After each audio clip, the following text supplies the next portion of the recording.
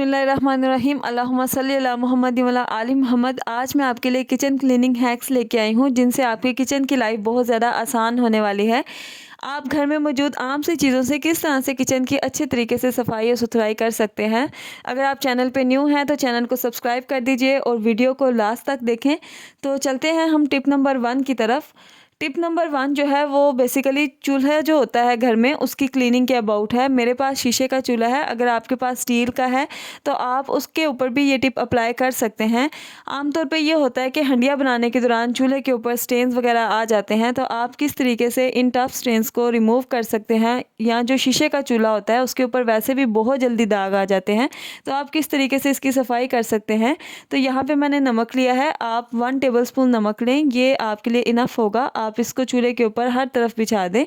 उसके बाद आप सिरका लें। सिंपली सिरका जो होता है वो क्लीनिंग एजेंट होता है, आप इसकी मदद से बेहतरीन तरीके से सफाई कर सकते हैं। आप इसको सिरके के ड्रॉप्स जो हैं उसको चूल्हे के ऊपर हर तरफ फैला दें। तो अब आपने एक स्क्रब लेना है, या फिर अगर आपके पास अवेलेबल नहीं है आप कपड़ा ले लें या जाली ले लें। अगर आपका स्टील का चूल्हा है आप इसको अच्छे तरीके से चूल्हे को इससे साफ़ करें।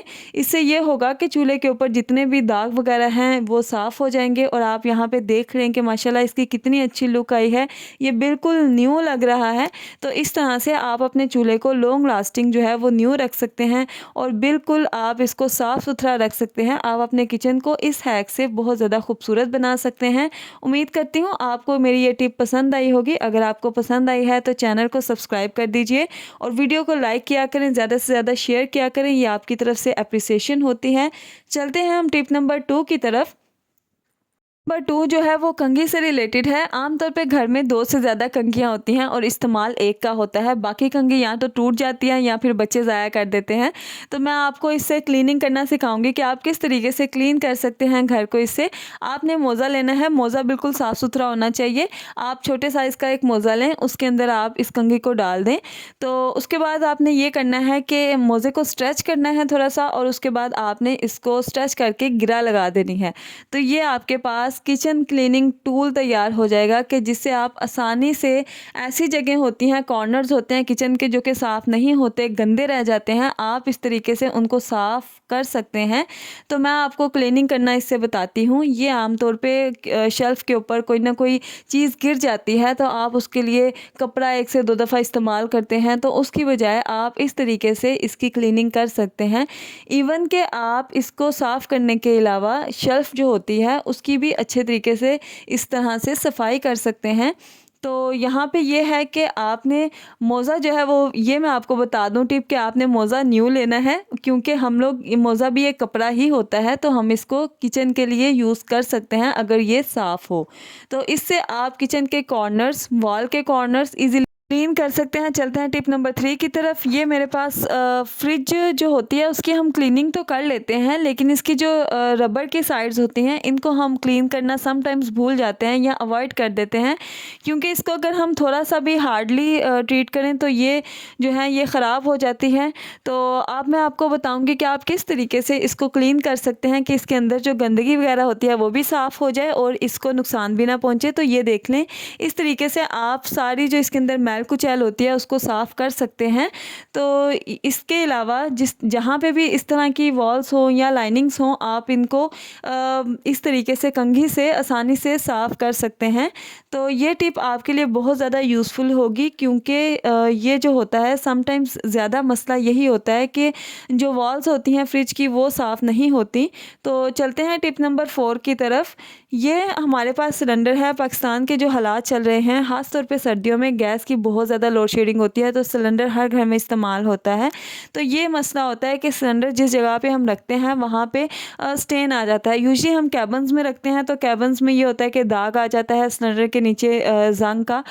तो आप किस तरह से ये दाग जो है उसको साफ़ कर सकते हैं। ये आपने एक जाली लेनी है, ये किचन की जाली आग को रिमूव करने के लिए बहुत ज़्यादा बेस्ट है। आपने ये स्ट्रेचेबल जाली लेनी है, इसको कंघी के ऊपर अच्छे तरीके से चढ़ा देना है। ये स्ट्रेचेबल होती है तो ये आसानी से इसके ऊपर आ जाएगी। तो आपने इसको सेट कर लेना है। उसके बाद मैं आपको बताती हूँ कि आपने किस तरह से ये टफ स्टेन्स जो होते हैं ज़ंग वगैरह के, इनको रिमूव करना है। आपने बेकिंग सोडा लेना है या जिसे मीठा सोडा भी कहते हैं, इसको आपने इसके ऊपर थोड़ा सा डाल देना है, ज़्यादा नहीं डालना, 1 टीस्पून इनफ होगा। उसके बाद थोड़ा सा पानी डाल देना है। आप इसको 5 से 10 मिनट के लिए छोड़ भी सकते हैं। तो उसके बाद आपने ये करना है कि पेस्ट लेनी है। आप इसके अलावा डिटर्जेंट भी यूज़ कर सकते हैं, शैम्पू, साबुन जो भी है आप यूज़ कर सकते हैं। आपने सिंपली इसको जाली के ऊपर लगाना है और इसको अच्छे तरीके से रब करना है। तो जब आप इसको अच्छे तरीके से इधर से साफ़ करेंगे तो ये होगा कि जो इसके टफ स्टेन्स हैं वो ईज़िली रिमूव हो जाएंगे। आपके कैबन्स वगैरह जो हैं, जो इस वजह से गंदे हो जाते हैं, वो भी बिल्कुल क्लीन हो जाएंगे। मैं आपको प्रिकॉशन बताऊंगी कि आप किस तरीके से इस जगह को परमानेंटली क्लीन रख सकते हैं, क्योंकि बार बार जो है वो मेहनत करना बिल्कुल बेकार है। तो यहाँ पे आपने एक दफ़ा इसको अच्छे तरीके से साफ़ कर लेना है। जगह को आपने अच्छे तरीके से ड्राई कर लेना है। जैसे ही टाइल या फर्श जो है वो ड्राई हो जाएगा, आपने सिंपली एक एलुमिनियम फॉयल ले लेनी है। एलुमिनियम फॉयल जो होती है, इसका इस्तेमाल जो है वो आपके सिलेंडर को एक तो ज़ंग लगने से बचाएगा। दूसरा ये है कि जिस जगह पे आप इसको रखेंगे वो जगह भी बिल्कुल साफ़ सुथरी होगी। आप कपड़ा भी यूज़ कर सकते हैं, मगर ये है कि कपड़ा जो है वो नमी आ जाती है या फिर वो गीला भी हो सकता है। उससे ये होता है कि सिलेंडर के नीचे ज़ंग लग सकता है। तो ये एलुमिनियम फॉयल जो है ये बहुत ज़्यादा बेस्ट चीज़ है सिलेंडर की, एक तो हिफाजत के लिए, और दूसरा जगह जो टाइल है, जो फर्श है, उसको बिल्कुल साफ़ सुथरा रखने के लिए। उम्मीद करती हूँ ये टिप आपको पसंद आएगी। चलते हैं टिप नंबर 5 की तरफ।